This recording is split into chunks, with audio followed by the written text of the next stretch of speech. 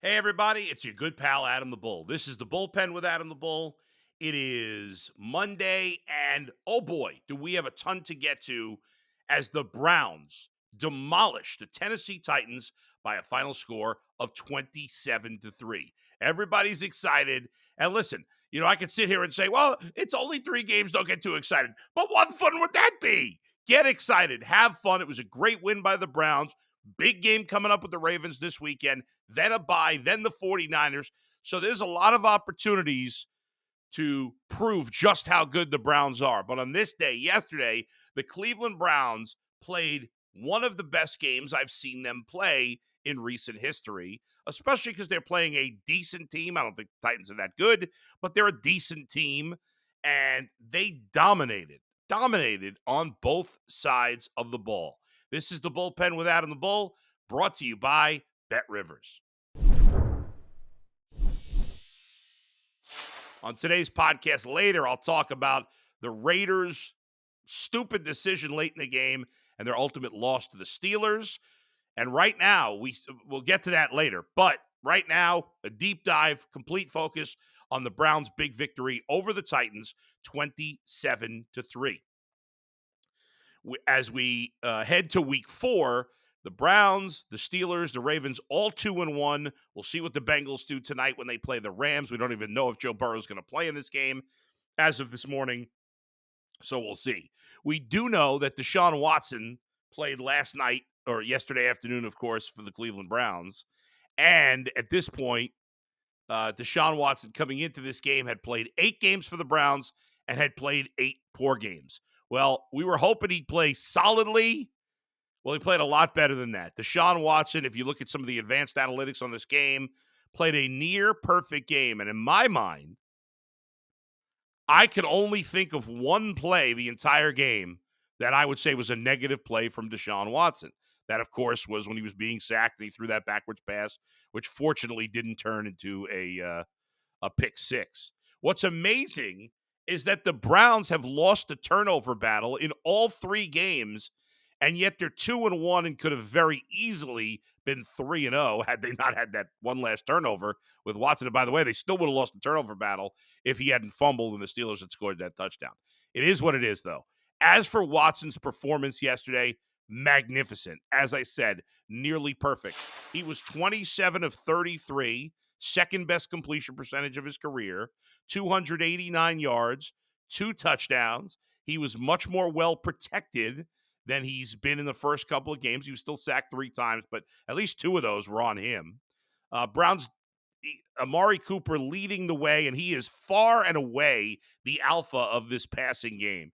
There was a lot of talk this offseason about Elijah Moore. Now, Elijah Moore did have 9 catches in this game to lead the team, but only 49 yards on those 9 carries. He hasn't been the big play threat we hoped to this point. So there's still more growth from this offense if Elijah Moore can join the rest of the team. But Amari Cooper, 7 catches, 116 yards, 1 touchdown. It could have been even bigger if it were not for the inexplicable, awful call by an official. Now, I do not think Amari Cooper would have had a touchdown. We all know the play. Cooper caught the ball on the sideline.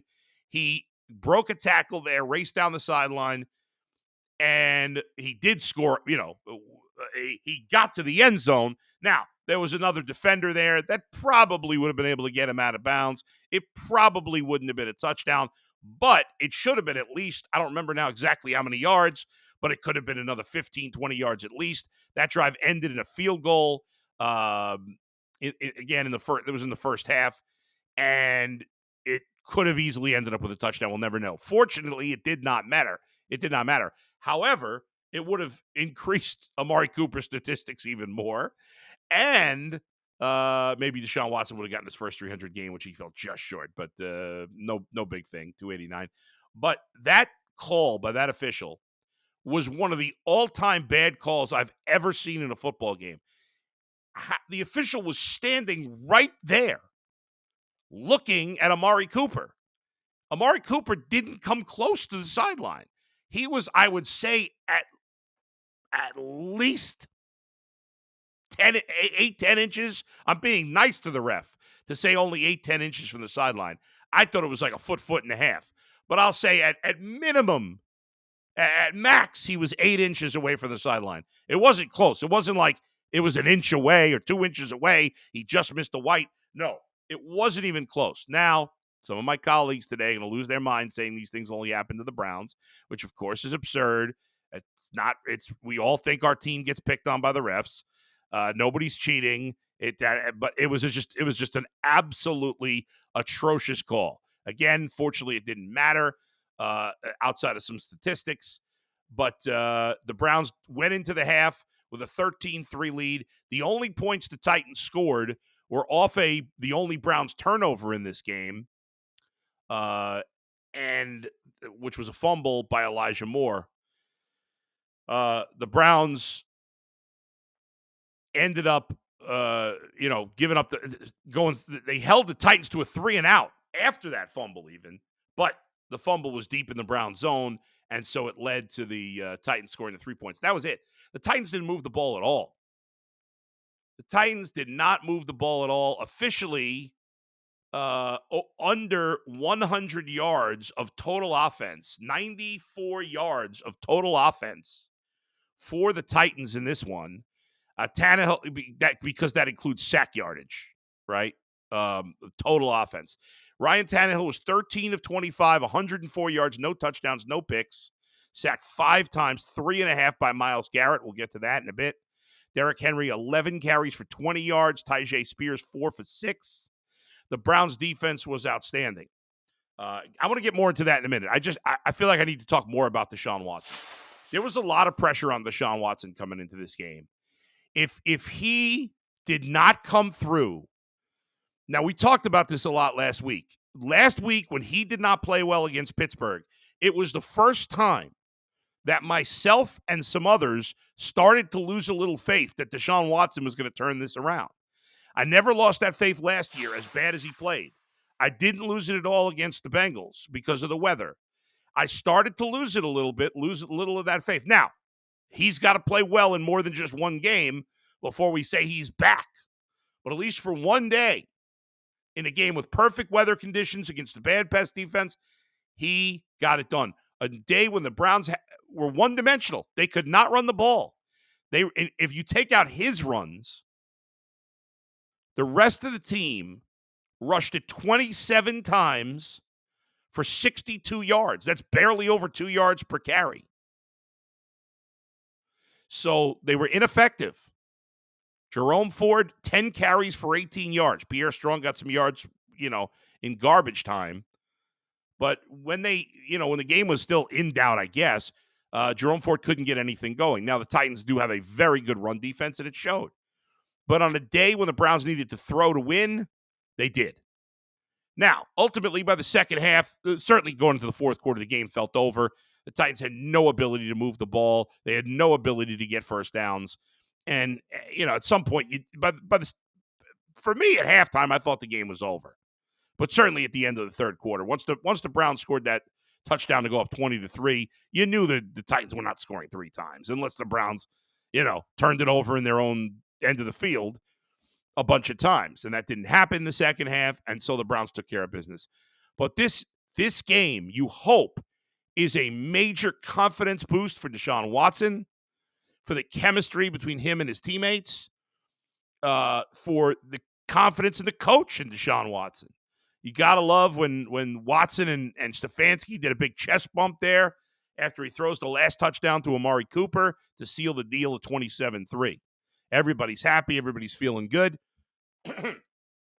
And now the Browns, who last week were an early 1.5-point underdog at home to the Ravens, as of this morning, I'll look at the Bet Rivers spread. The Browns are now a 2-point favorite as of this morning against the Ravens. Speaking of Bet Rivers, get extra value this football season with Bet Rivers Squares.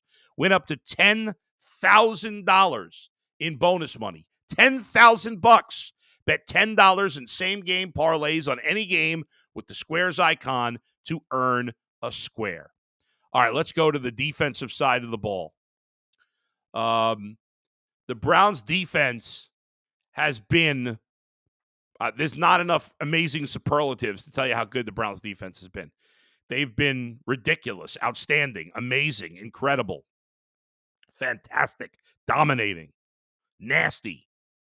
And it's led by Myles Garrett. Myles Garrett had one of his all-time games. I gave you the statistic yesterday. I'll remind you again. Myles Garrett had 3.5 sacks in this game. No player on the Browns besides Myles Garrett in 2022 had more than 3 sacks for the entire season. The entire season. And Myles Garrett had 3.5 sacks yesterday. He had 5 other tackles, 3 for a loss, 5 quarterback hits. He was an absolute monster in this game. He made his presence felt the entire game. He was just sensational. Another thing that was good to see, Jeremiah Owusu-Koramoah. This guy's a football player. He was lost in the soup last year. Our own DeQuell Jackson, best Browns linebacker since the team's returned in '99, didn't think the guy could play in the NFL. Didn't think the guy could play. And Jim Schwartz, maybe with a little help from DeQuell in the offseason, has made this guy a player. He's playing with intensity, energy. All of a sudden, he seems to have a nose for the ball. He made some big tackles, led the team with 6 tackles yesterday. Titans didn't run that many plays, so the Browns didn't have an opportunity to make many tackles. They only had 43 tackles total as a team because the Titans just didn't have the ball that much. But JOK led the team with 6, 4 solo, 1 for a loss. He played very well. Denzel Ward, excellent game. He was great. Martin Emerson played a great game. Didn't love the penalty on him. Grant Delpit, as we all know, has been fantastic the whole time. But Myles Garrett, Zadarius Smith said it after the game. This guy's unbelievable. Watching it in person, it's unbelievable. 3.5 sacks for Garrett, 1 for the youngster Alex Wright, and 0.5 sack for Ogbo Okonkwo. 5 total, 9 tackles for a loss, 4 passes defended, 8 quarterback hits. The only thing the Browns defense has, the only criticism you can have of the Browns defense, I guess, through 3 games, is they haven't forced many turnovers. That's going to come. There's a lot of luck involved with that. You know, the Titans did fumble twice, but the Browns didn't recover it. But, I mean, that's nitpicky, and I don't think it's that big a deal, honestly, right now. It was a magnificent effort all around. Give credit to Dustin Hopkins, a perfect 2-for-2 field goals, including a 52-yarder. He's only missed 1 field goal so far in the season. Now, remember, Cade York got off to a great start last year when the weather was good, too. He was 8 for his first 8. Hopkins has looked fantastic so far. He's made all his 50-plus yard field goals. He's only missed 1 field goal. I think it was 40-something yards last week.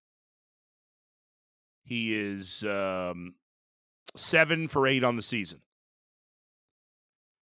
And for 50-plus, he's 2 for 2. Good start. Until you can do it in bad weather, I'm not fully all in, but I'll give him credit. Donovan Peoples-Jones is still a problem on special teams. He contributed nicely on the offense, but he's still a problem on special teams. DPJ is not a good punt returner. He's left the offense in a bad spot a number of times the last 2 weeks. I think the Browns really need to try to find another option at punt returner. But this, I mean, really, what else can you say? I mean, that's the Browns played an A-plus game. I give Watson, if I was grading him a 1 to 100, I'd give him a 99. 98 maybe. I mean, again, the one silly flip back pass to Elijah Moore was a real bad decision. Outside of that, I mean, it was just nothing. He was great. Running game stalled out. It'll be something to keep an eye on these next few weeks. Again, you got Baltimore next week. Browns are a 2-point favorite right now, as I mentioned. So a magnificent win. They go to 2-1. It was good to see Kareem Hunt back on the field. 5 carries, 13 yards, 2 for 22 in the passing game. So 7 touches total for Kareem Hunt. He was targeted a 3rd time in the passing game. And so he played a role in this game. And the Browns do need to get the running game going without Nick Chubb. but this team played for him. They had his number on there. A lot of guys were wearing it on. Kareem Hunt had it on a T-shirt. A lot of guys wearing it on their arm. Myles Garrett showing that off. Great interview with Myles Garrett at Didi Kinkabwala after the game, which was a lot of fun. Asking her, she knows him well. She knows this team well. And he had a lot of fun with her asking him about anime characters, which I know nothing about, but it's good to bring out the personality and the person you're interviewing. So kudos to Aditi on that.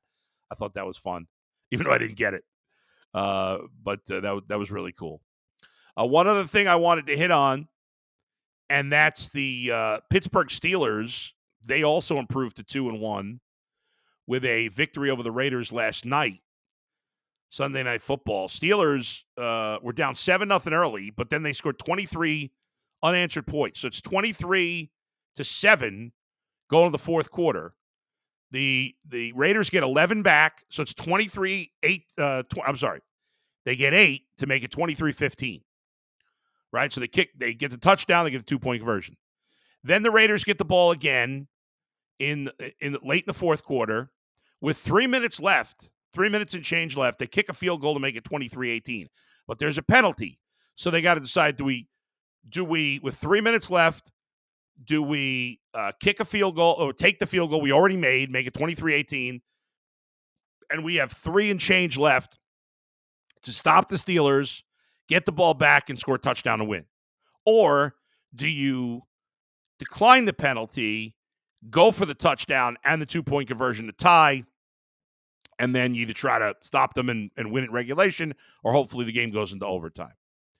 So Josh McDaniels' decision was to wave off the field goal, get the first down, and try to score a touchdown. Right call. I think most coaches, if not every coach, would have done the same thing in that situation.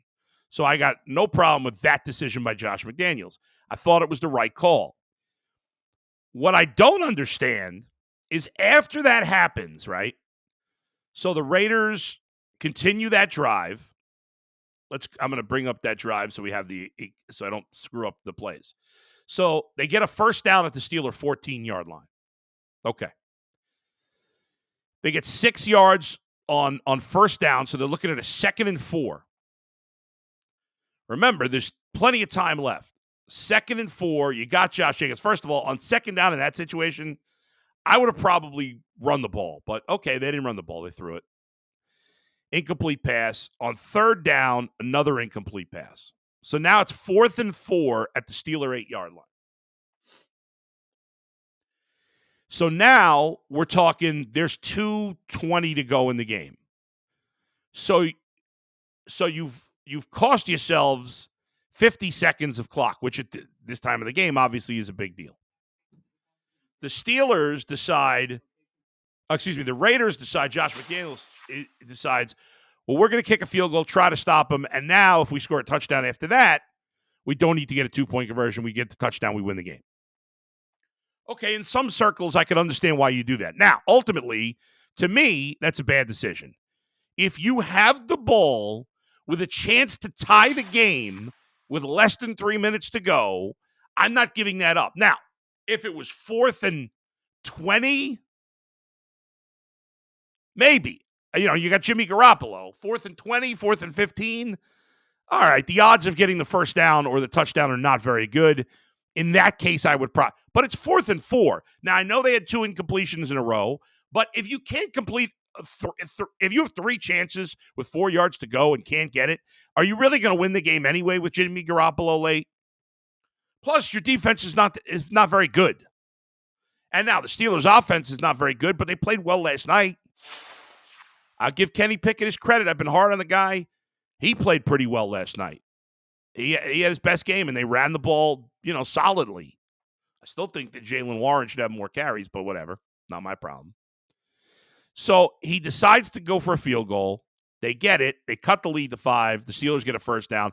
The Raiders did get the ball back with 15 seconds left, 12, whatever the hell it was. And Garoppolo throws a pick on the first play. So that was bad enough. But I think there's a lot of people that would probably... Now, you can't judge it necessarily based on the result, because had they stopped them 3 and out, they would have had the ball plenty of time, and then you don't need the 2-point conversion. Okay. Now, I would have 100% gone for it on 4th and 4. But here's what I don't understand. After the game, Josh McDaniels' explanation for why he didn't go for it there was that, well, we need another possession anyway. Well, first of all, if you had gotten the touchdown, the 2-point conversion, you would have needed another possession to win, but it didn't have to be in regulation. It could have been in overtime.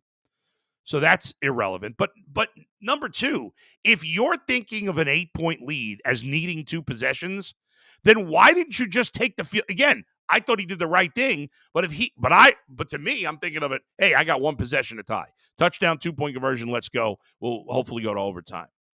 But if he's thinking in his head, well, we need 2 possessions anyway, then why wouldn't you have just declined the penalty, accepted that you made the field goal, and now even if the Steelers get 2 first downs, you still might get the ball. Certainly you would have had plenty of time, even if they'd gotten that 1 first down.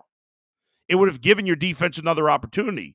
So his excuse made no sense. That the excuse of we needed 2 possessions doesn't fit with his decision earlier when he already had a field goal. It wasn't even like take the points and we don't know if you're going to make it. It had already been made. The field goal had been made. He knew for a certain he had those points. So Josh McDaniels once again proving he is in over his head. The Belichick coaching tree is poisoned. None of those guys are any good. None of them know what the hell they're doing as a head coach. They all have his cockiness and arrogance without any reason to have it. Bottom line is the Steelers win, which sucks. All right. Thanks for listening as always. Thanks to Brian Monzo for producing. I'll be back with a Wednesday podcast. I'll be on the Ultimate Cleveland Sports Show, of course, all week. And make sure you keep an eye on the line between the Browns and Ravens at Bet Rivers. Again, the Browns are a 2-point favorite next week on Sunday. Can't wait for that game. Still to come in the AFC North tonight, Rams-Bengals. Hard game to pick because you don't know if Joe Burrow is going to play. I actually think the Bengals are going to win tonight, even if Jake Browning plays, which seems crazy, which I think means they get, well, if they do win, then they'll get to 1-2. Bengals and Titans next week. At the moment, the Titans are a 1.5-point favorite at home, which says something maybe about what they think of Joe Burrow's status. So there you go. And all right, we'll talk to you next time. Where else but right here in the bullpen with Adam the Bull. See you, everybody. Brought to you by Bet Rivers.